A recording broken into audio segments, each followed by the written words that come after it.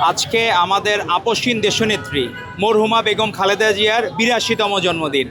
আজকে বাংলাদেশের জন্য আশীর্বাদ হয়ে এসেছিলেন আমাদের আপসহীন দেশনেত্রী বেগম খালেদা জিয়া। একটা মানুষ সারা জীবন অন্যায়ের সাথে আপোষ না করে এবং অপরাজিত থেকে ওনার রাজনৈতিক জীবনে কোনো পরাজয়ের ইতিহাস নাই। নির্বাচন করেছিলেন ২১টা, বিভিন্ন সময় ২১টা নির্বাচনী আসনে, কোনো দিন উনি পরাজয় বরণ করেন নাই। কিন্তু দিন শেষে আমাদের ডাক্তারদের ভাষায়, ডাক্তাররা রোগের চিকিৎসা করতে পারে কিন্তু মৃত্যুর চিকিৎসা করতে পারে না। কিন্তু এই মৃত্যু উনি কখনোই, এরকম মৃত্যু আল্লাহ তাআলা তাকে আরও দীর্ঘায়ু দান করতেন যদি ফ্যাসিস্ট লীগ এবং স্বয়ং শেখ হাসিনা তার গাত্রদাহর কারণে, যে একজন নেত্রী এত জনপ্রিয়, বেগম খালেদা জিয়ার মতো জনপ্রিয় নেত্রী কী কারণে হয়, এই জন্যই হাসিনার গাত্রদাহ ছিল। হাসিনা কখনোই আপসহীন দেশনেত্রী এই জনপ্রিয়তাকে সহ্য করতে পারতেন না।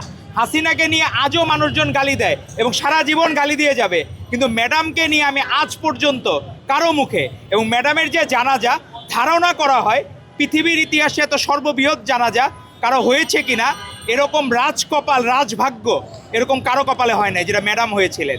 গৃহবধূ থেকে বাংলাদেশের জন্য ভালো যা কিছু করণীয়, আপনারা দেখবেন আমাদের যারা এখন নামের পরে কী নাম থাকে, পিতার নাম থাকে, মাতার নাম থাকে, এই মাতার নাম কিন্তু ছিল না।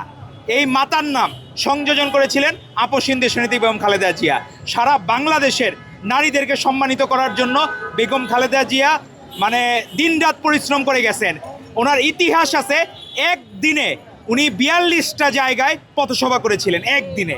তো নির্বাচনী যে ৯১ সালে, সেদিনও ২৬শে ফেব্রুয়ারি ৯১ সালে আপসহীন দেশনেত্রী বেগম খালেদা জিয়া নির্বাচনের আগ মুহূর্তে বলেছিলেন, ওদের হাতে গোলামির জিঞ্জির, আমাদের হাতে স্বাধীনতার পতাকা।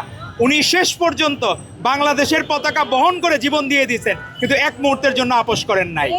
এখানেই মহিমান্বিত আপসহীন দেশনেত্রী বেগম খালেদা জিয়া। আজকে ভবিষ্যৎ প্রজন্মের কেউ যদি রাজনীতি করতে চায়, তাকে অবশ্যই আপসহীন দেশনেত্রীর জীবনধারাকে শিখতে হবে, তার জানতে হবে, তাহলেই সে যোগ্য হিসাবে গড়ে তুলবে। তারই যোগ্য উত্তরসূরি মাননীয় প্রধানমন্ত্রী জনাব তারেক রহমান। আপনি দেখবেন এই এখন পাশাপাশি একজন সিএনজিওয়ালা বলতেছে পাশ দিয়ে প্রধানমন্ত্রী যায়, তাও বুঝি না।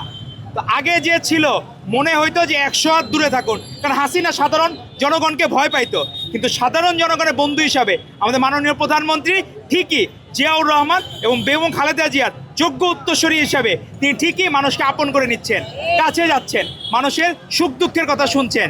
তো আমরা চাই আপসহীন দেশনেত্রী বেগম খালেদা জিয়াকে নিয়ে আরও বেশি গবেষণা হোক। পৃথিবীর ইতিহাসে আপনি দেখবেন গান্ধীর উপর অনেক মুভি হয়েছে, অনেক কিছু হয়েছে। আমরা ভবিষ্যৎ প্রজন্মকে চাবো সত্যিকার অর্থে বেগম খালেদা জিয়া যে ত্যাগ এবং স্যাক্রিফাইস করেছেন, সেটা যাতে এরকম নথিবদ্ধ থাকে এবং পরবর্তীতে সত্যিকার ইতিহাস যাতে জানতে পারে। আমরা কোনো অযৌক্তিক বন্দনার প্রয়োজন নাই।